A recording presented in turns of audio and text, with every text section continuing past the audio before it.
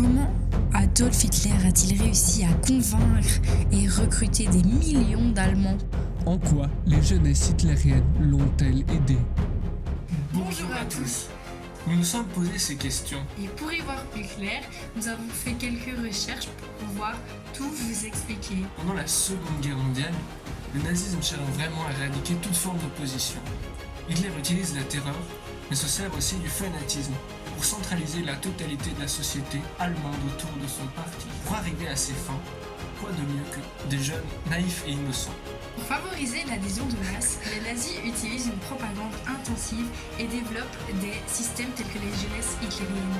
Plongeons au cœur des années 1930 pour découvrir comment ce mouvement a transformé une génération et contribué à l'un des régimes les plus totalitaires de l'histoire. Dans un premier temps, les jeunesses hitlériennes ou Hitlerjugend en allemand ont été créées en 1926 par Kurt Gruber, un jeune membre du parti nazi. Cette organisation était destinée à former les jeunes garçons aux idéaux du parti nazi et à les préparer à devenir membres actifs et dévoués du mouvement. Au fil du temps, le parti gagne en popularité et cherche à accroître son influence et sa portée auprès de la jeunesse allemande, que ce soit au niveau des filles ou des garçons. En 1930, Baldur von Schirach, un haut dignitaire du parti nazi, est nommé à la tête des jeunesses hitlériennes et sous sa direction, le mouvement connaîtra une expansion rapide et une structuration plus rigoureuse. En 1931, il existe 4 sections différenciés par tranche d'âge et par sexe. Le but principal des jeunesses hitlériennes était d'endoctriner les jeunes avec l'idéologie nazie, de les former physiquement et mentalement, et de les préparer à servir le régime nazi de manière inconditionnelle. Les jeunesses hitlériennes se sont rapidement imposées comme une force majeure dans la société allemande. Dès l'arrivée au pouvoir d'Adolf Hitler en 1933, le régime nazi a mis en place une série de mesures pour promouvoir et renforcer le mouvement. Il a notamment profité d'une propagande intensive qui présentait le mouvement comme une opportunité pour les jeunes de participer à la renaissance nationale et de servir leur pays. Des activités attirantes comme des camps d'été, des randonnées et des compétitions sportives vont être organisées pour attirer de nombreux jeunes. En outre, les jeunesses hitlériennes se distinguaient par leur caractère inclusif, accueillant des jeunes de toutes les classes sociales et de tous les milieux. Parce que ça nous donnait la possibilité de sortir de notre petit village. Nous n'avions pas l'électricité, nous n'avions pas l'eau courante. Nous, les enfants, nous devions donner un coup de main pendant les moissons, donc nous étions pas mal mis à contribution. Ça représentait un changement quand on faisait, par exemple, des sorties avec la jeunesse hitlérienne. Cette ouverture sociale a contribué à renforcer le sentiment d'appartenance et de camaraderie parmi les membres. En 1936, une loi a été promulguée rendant l'adhésion aux jeunesses hitlériennes obligatoire pour tous les jeunes Allemands. Cette mesure a permis au régime de contrôler presque tous les aspects de la vie des jeunes, éliminant ainsi toute concurrence en faisant des jeunesses hitlériennes. Le seul mouvement des jeunesses autorisé en Allemagne. 9.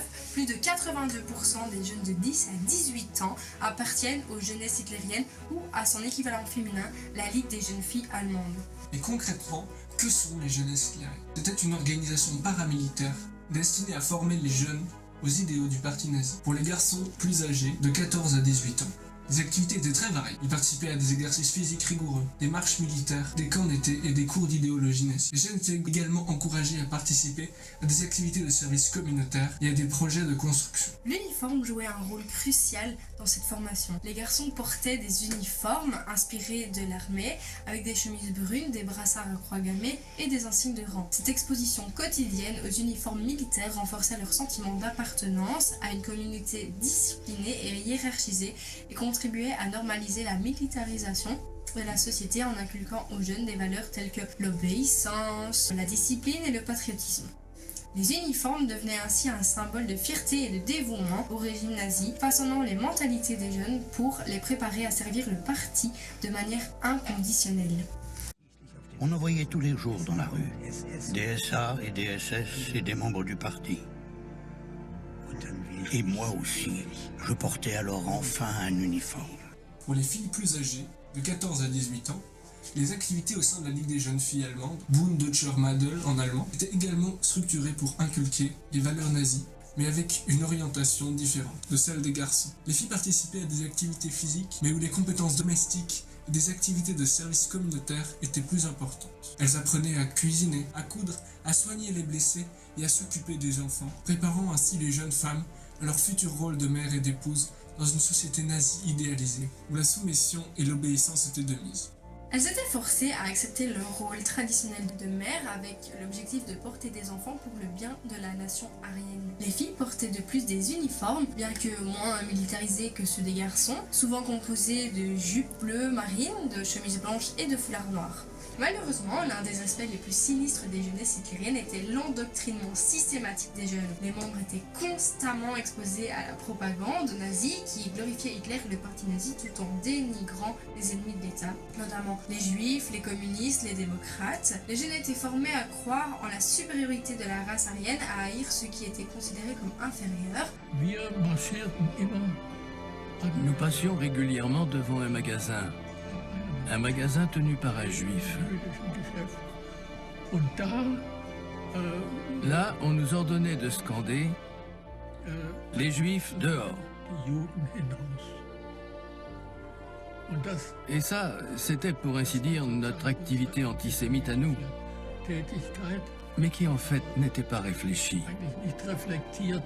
Les jeunesses hitlériennes ont eu un impact profond et durable dans la société allemande. Elles ont contribué à créer une génération de jeunes fanatisés, prêts à se battre et à mourir pour le régime nazi. Beaucoup de ces jeunes ont été envoyés au front pendant la Seconde Guerre mondiale, avec un nombre très important de conséquences tragiques. Au cours des derniers mois désespérés de la guerre, les garçons à peine adolescents sont amenés à servir dans la défense nationale allemande et la milice défensive appelée Volkssturm. En conclusion, Adolf Hitler a bien utilisé les jeunesses hitlériennes pour fanatiser une génération entière de jeunes allemands. Aujourd'hui, des mouvements néo-nazis continuent d'utiliser des techniques similaires pour attirer et endoctriner les jeunes, ce qui montre la persistance de ces méthodes de manipulation. En revanche, les formations militaires actuelles dans les démocraties occidentales mettent l'accent sur la discipline, le patriotisme, mais avec une approche beaucoup plus modérée et respectueuse des droits de l'homme. En comprenant comment les jeunesses hitlériennes fonctionnent, nous pouvons mieux saisir les mécanismes du fanatisme et les dangers de l'endoctrinement, et ainsi être plus vigilants face à de telles menaces dans notre société contemporaine. L'histoire des jeunesses hitlériennes est un rappel poignant des dangers de l'endoctrinement et de la manipulation des jeunes esprits. Merci d'avoir regardé cette vidéo. Si vous avez aimé, n'oubliez pas de liker, de vous abonner et d'activer la petite cloche pour ne pas manquer nos prochaines vidéos. A bientôt pour un nouveau voyage dans l'histoire.